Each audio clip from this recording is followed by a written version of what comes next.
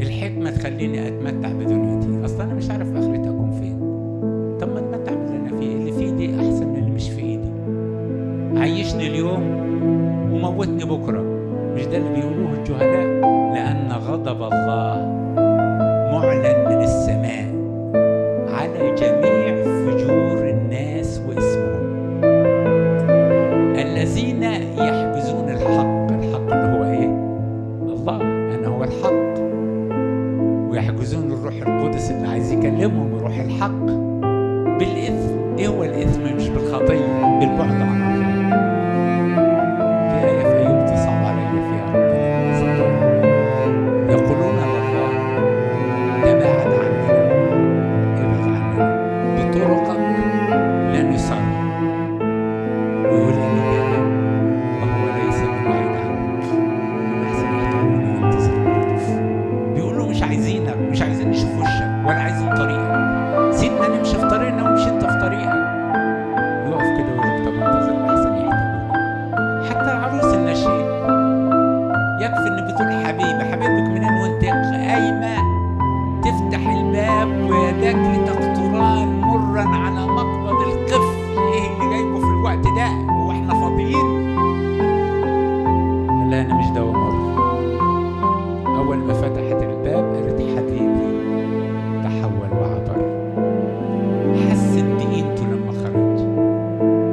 معرفة الله. اوعى تقول له اصل ربنا ما بعت لهمش ناموس. لا، الطبيعة دي ناموس. السماوات تحدث بمجد الله والفلك يخبر بعمل يديه. وربنا قدرته تصنع، تدرك بالمصنوعات اللي هو صنعها الآن بصناعتها. بقوة ربنا تبان. يعني تصور كده لما تبص في الأرض تلاقي المية واحدة والتراب واحد والطلعة نجاية وجنبيها اللي طالع شطة وجنبيها طالع عود قصب وجنبيها طالع مانجا.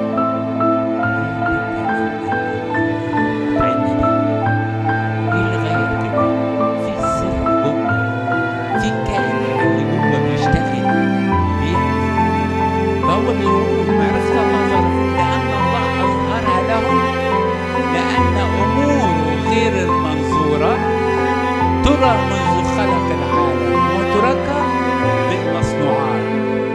قدرته سرمدية. فليعني سرمدية لا بداية لها ولا نهاية. ولاهوته يعني أنه هو الله يكفي حتى أنه بلا عذر. لما عرف الله لم يمجدوه أو يشكروه كإله. طب ليه؟ لأنهم حمقوا في أفكارهم وظلم قلبهم الغبي. عايز أقول لكم حاجة. مصر أيام الفراعنة كتب عنها التاريخ كان فيها 3000 إله. كانت بتعبد 3000 إله، عبدت كل حاجة، حتى الجعران عبدته، حتى الخنفسة، حتى القرد عبدوه. ملوي حتى اسمها تونة الجبل، عبادة القرد كان هناك. عبدوا آلهة كتيرة. ليه بني إسرائيل لما موسى طلع الجبل قالوا لهارون اصنع لنا آلهة تسير أمامنا؟ ليه عملهم إله العجل؟ لأن مصر كان فيها إله اسمه العجل أبيس. العجل أبيس ده العبادة بتاعته يقدم الذبيحة ويقلعوا عريانين ويرقصوا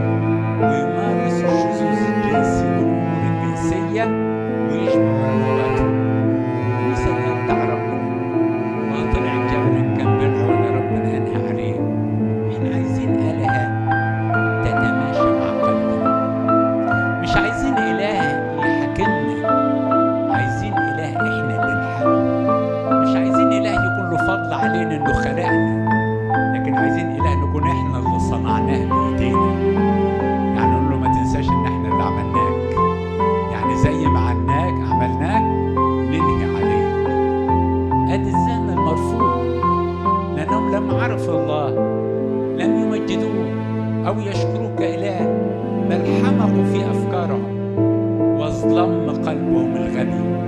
كلمة غبي اللغة العربية معناها أحمق، لكن في اللغة العبرية كلمة غبي ما بيفكرش في غير الغبي اللي بيفكر في الأمور المادية. وردت 3 مرات.